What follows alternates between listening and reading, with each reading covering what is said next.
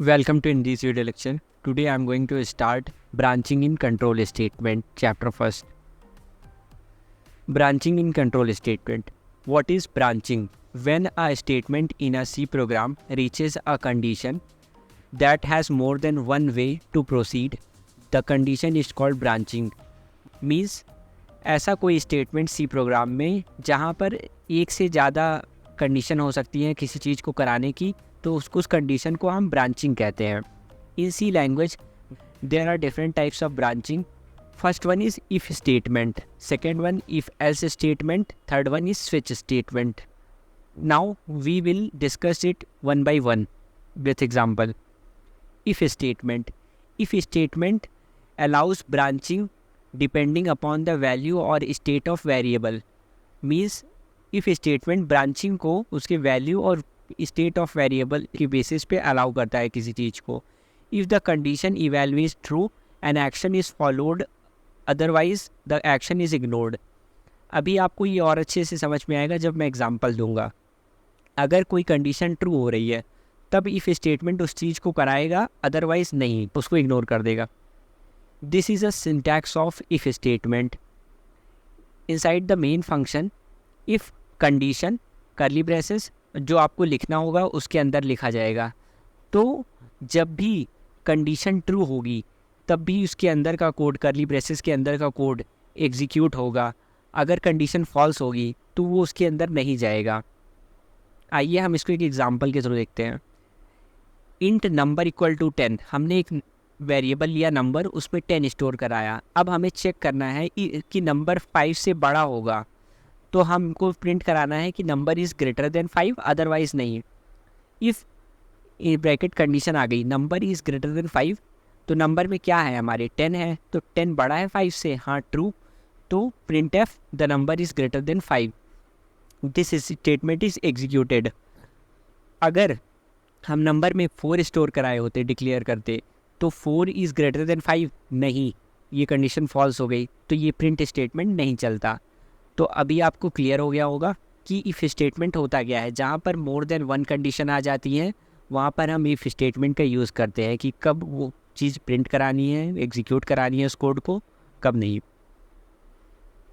Explanation. If condition, the condition is an expression that evaluates to either the true और false. मतलब non zero और zero कह सकते हैं. जो ब्रैकेट के अंदर कंडीशन लिखी गई है वो उसको हम एक्सप्रेशन कहते हैं. अगर वो ट्रू इवेलुएट करता है, ट्रू होने पर वो स्टेटमेंट एग्जीक्यूट होती है और फॉल्स होने पर नहीं. If the condition is true, the code inside the braces will be executed. In this example, since the number is greater than 5, the message the number is greater than 5 will be printed. इस example में number greater था तो वो message print हुआ. Next is if else statement. This statement also test a conditional expression. ये statement conditional expression को check करता है. If the condition is true, the entire block of the statement following the if will be executed. जैसा कि आपने देखा कि condition true हुई तो इफ़ ब्लॉक का कोड एग्जीक्यूट हुआ. Otherwise the entire block of statement following the L's will be executed. Suppose आपको पिछले एग्जाम्पल में हमने देखा कि if number is greater than 5, 10 greater than 5 है तो मैसेज प्रिंट हुआ. अगर हमने 4 दिया होता नंबर में तब कुछ मैसेज ही नहीं आता, तो यूज़र जान ही नहीं पाता कि क्या हो रहा है, क्यों कुछ आ ही नहीं रहा है. हमें वहाँ प्रिंट करना होता कि the number is less than 5 4 के केस में. तो इसीलिए अगर इफ़ कंडीशन फॉल्स हो रही है तो हमें कुछ मैसेज तो देना ही पड़ेगा. तो इसलिए इफ़ एल्स स्टेटमेंट का यूज़ करेंगे. इफ़ कंडीशन ट्रू, अगर कंडीशन ट्रू है तो कोड एग्जीक्यूट हुआ. अगर कंडीशन फॉल्स हुई तो हमारा एल्स ब्लॉक एग्जीक्यूट होगा, तो यूज़र को कुछ ना कुछ आउटपुट मिलेगा. Int number equal to 3.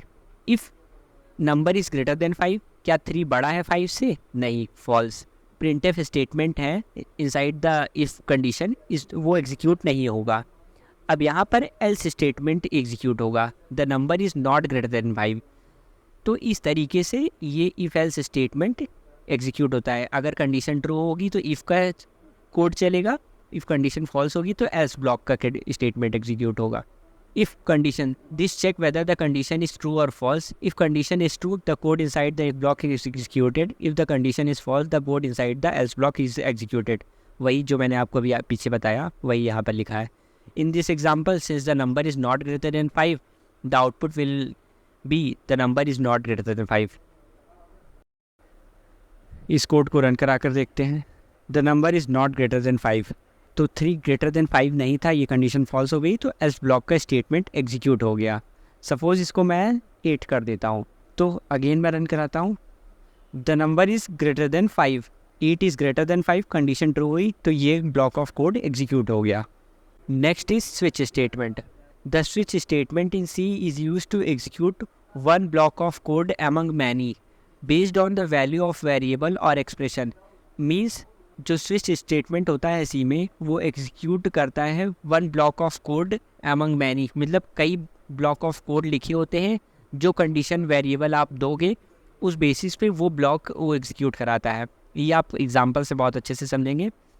ये स्विच स्टेटमेंट का सिंटैक्स है. Switch expression inside the curly braces, case constant 1 आपका code break, case constant 2 code break, और लास्ट में डिफ़ॉल्ट होता है एक कोड होता है.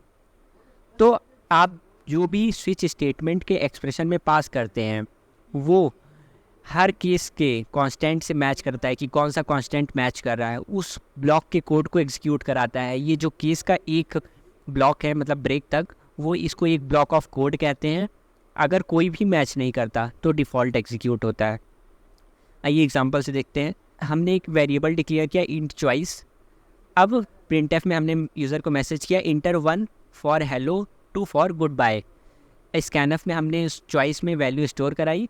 स्विच में चॉइस लिखा जो वेरिएबल हमने डिक्लेयर किया था हमारा expression. Case 1 printf hello break, case 2 printf goodbye break, default invalid option. अब जब भी यूज़र कुछ वैल्यू देगा 1 और 2, तो वो वैल्यू चॉइस में स्टोर हो जाएगी.